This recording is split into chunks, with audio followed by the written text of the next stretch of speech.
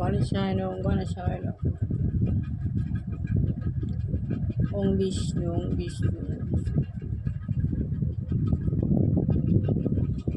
ওং শ্রী দুর্গায়।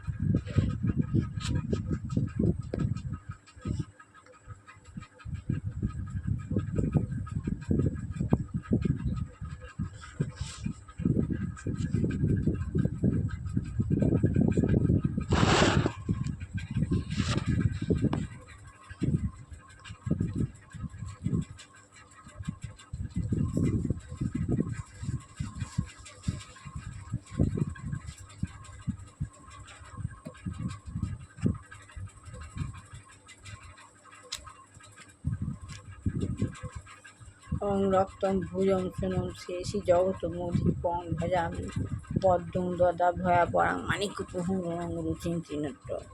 ওং জুং সাহা ওং জুং সাহা ওং জুং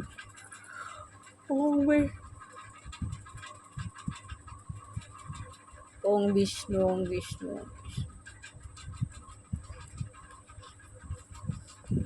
শ্রী গুরুদেব দুর্গাপ্রসাদ পরমহংস শ্রী গুরুদেব শ্রী গুরুদেব শ্রী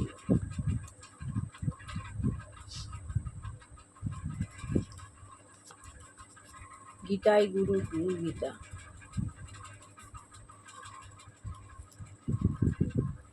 ওম মা সরস্বতী ওম মা সরস্বতী। শ্রী শ্রী লক্ষ্মীদেব বাইরে যেখানে মা সরস্বতী সেখানে মা।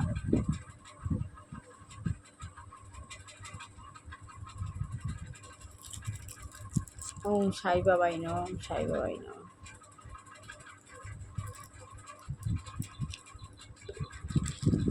আদি মধ্য অন্ত সমাজ ন্যায় পাস্ট বা আবি প্রেজেন্ট বা আবি সঙ্গম টু বাই হে বাবা হে যে সে পারফেক্টনে সে দিয়ে বিচার সাগর মান্তা কর হামে উন্দাহ পাচে।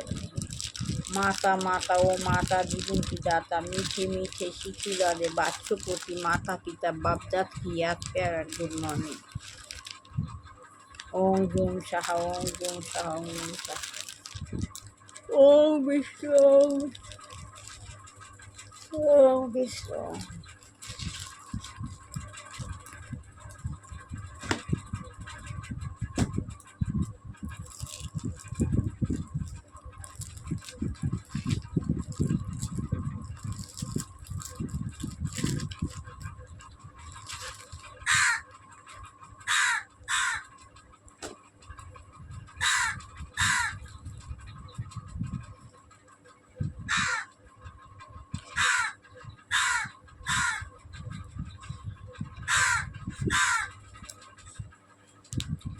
একজন বুদ্ধিমান মানুষ জানে যে তার জন্মের সঙ্গে সঙ্গে তার মৃত্যুরও জন্ম হয়েছে, যে সে জানে প্রতি মুহূর্তে তার মৃত্যু হচ্ছে। একজন বুদ্ধিমান মানুষ জানে যে আমি যখন জন্মেছি তখন আমাকে মরতে হবে, আমার মৃত্যুরও জন্ম হয়ে আছে। সে জানে যে প্রতি মুহূর্তে তার মৃত্যু হচ্ছে, সে ব্যক্তিটা জানে যে তার প্রতি মুহূর্তে মৃত্যু হচ্ছে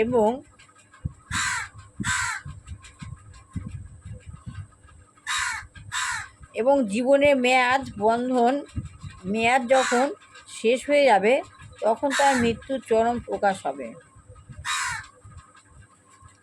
প্রত্যেক মানুষেরই যখন জীবনের মেয়াদটা শেষ হয়ে যায় তখন তার মৃত্যুর চরম প্রকাশ ঘটে।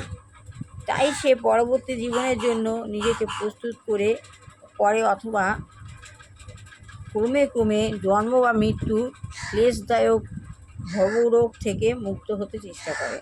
তখন সে কী করে, সে পরবর্তী জীবনের জন্য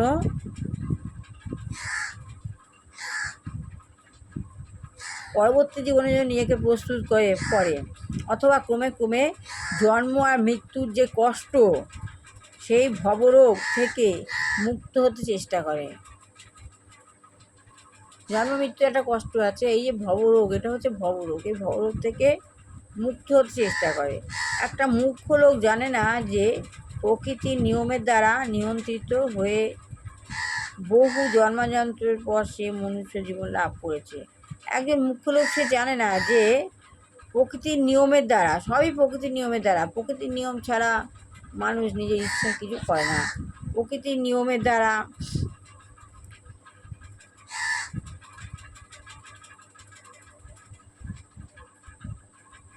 নিয়ন্ত্রিত হয়ে বহু জন্মান্তর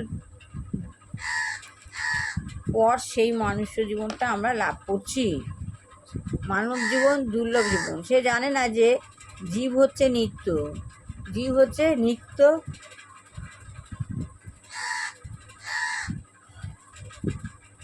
তার জন্ম নেই। জীব নিত্য, তার জন্ম নেই, মৃত্যুও নেই। সে জানে না যে পরমেশ্বর ভগবানের সঙ্গে তার সনাতন চিন্ময় এবং আনন্দময় সম্পর্কের কথা বিস্তৃত হওয়ার ফলেই সে জড়জগতের সংস্পর্শে এসেছে। ওগুলো যেহেতু সনাতন চিন্ময় আনন্দ সম্পর্ক, এটা বিস্মৃত হয়ে যাচ্ছিল, মানুষ ভুলে যাচ্ছে। সনাতন ধর্ম, আমি আজ গীতা পড়ছি, এটা সনাতন ধর্ম। এই সনাতন ধর্ম, এটাই আনন্দময় সম্পর্ক। এই জিনিসটা মানুষ আজকাল ভুলে যাচ্ছে, ফলেই সে জড়জগতের সংস্পর্শে এসেছে।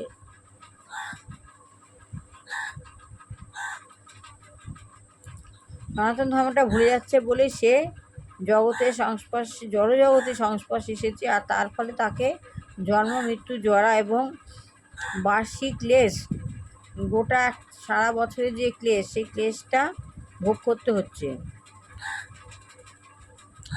মনুষ্য জীবনে। এই নিত্যতত্ত্ব অবগত হওয়ার সুযোগ পাওয়া যায়। এগুলো নিত্যতত্ত্ব, এগুলো তো অবগত হওয়ার সুযোগ সবাই পায়।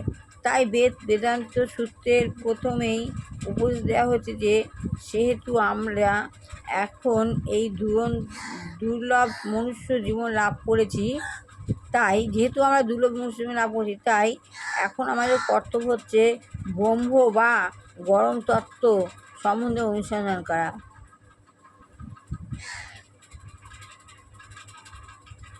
আমাদের কর্তব্য কি?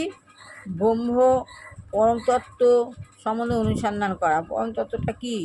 যে মানুষ যথেষ্ট বুদ্ধিমান নয়, সে পারমার্থিক জীবন সম্বন্ধে অনুসন্ধান করতে পারে না। যে মানুষ বুদ্ধিমান নয়, সে মানুষ তার এই যে জীবনটা, পারমার্থিক জীবনটা ভগবানের কাছ থেকে যে পেয়েছে, সেই জীবন সম্বন্ধে অনুসন্ধান করতে পারে না।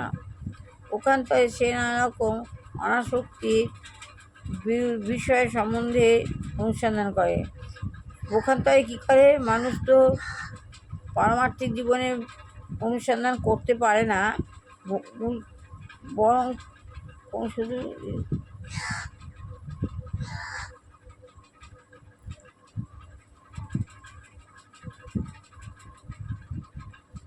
অনুসন্ধান করতে পারে না। পক্ষান্তরে সে নানা রকম অপ্রাসঙ্গিক বিষয় সম্বন্ধে অনুসন্ধান করে, যার সঙ্গে তার সচ্চিদানন্দময় অস্তিত্বের কোনো সম্পর্কই নেই। জীবনের শুরু থেকেই জানবার চেষ্টা, কিন্তু সেই সমস্ত প্রশ্নের মাধ্যমে তার সম্বন্ধে জানতে পারে না।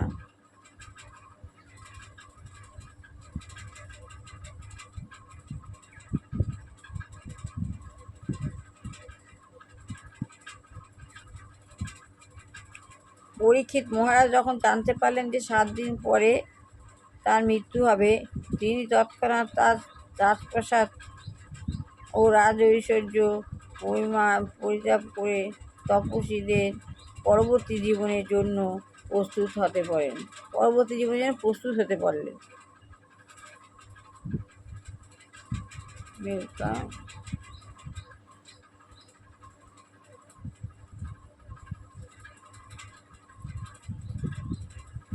তিনি তৎক্ষণাৎ রাজপ্রাসাদ ও রাজৈশ্বর্য পরিত্যাগ করে পরবর্তী জীবনের জন্য প্রস্তুত করতে লাগলেন।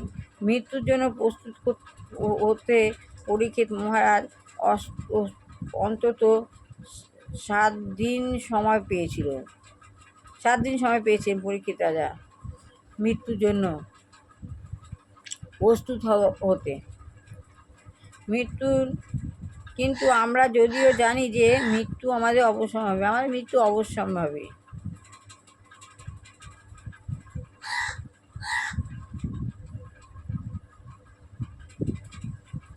আমরা জানি যে যে কোনো মুহূর্তে আমাদের মৃত্যু হতে পারে, আমাদের যে কোনো মুহূর্তে মৃত্যু হতে পারে।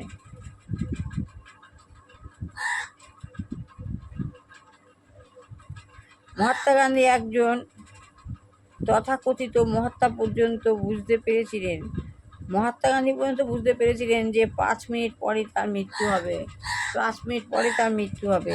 কিন্তু তা সত্ত্বেও এই সমস্ত মহেন্দ্ররা নিয়তভাবে এই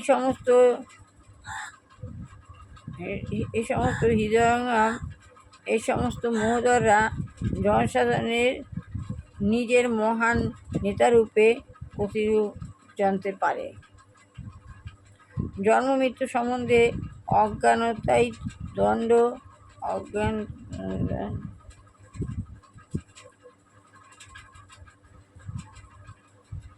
কিন্তু তা সত্ত্বেও এই সমস্ত মহেন্দ্রদারও নিজেদেরকে তোমাকে নিজেদের জনসাধারণের জন্য মহান নেতারূপে প্রতিপন্ন করতে চান।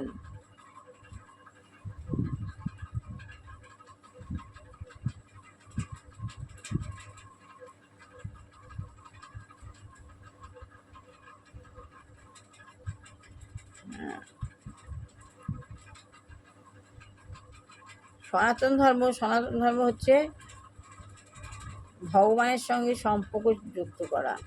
সনাতন ধর্ম না করতে পারলে সাম্প্রদায়িকতা হলো দাঙ্গা হাঙ্গা, ঝামেলা, ঝগড়া। আর সনাতন ধর্ম হচ্ছে গীতা পড়া, গীতা পড়া, ঠাকুরের গান শোনা, ভালো বই পড়া, ধর্ম নিয়ে চর্চা করা। এটা সবারই কর্তব্য, ধর্ম নিয়ে চর্চা করা, তাহলে আত্মজ্ঞান লাভ সবারই হবে।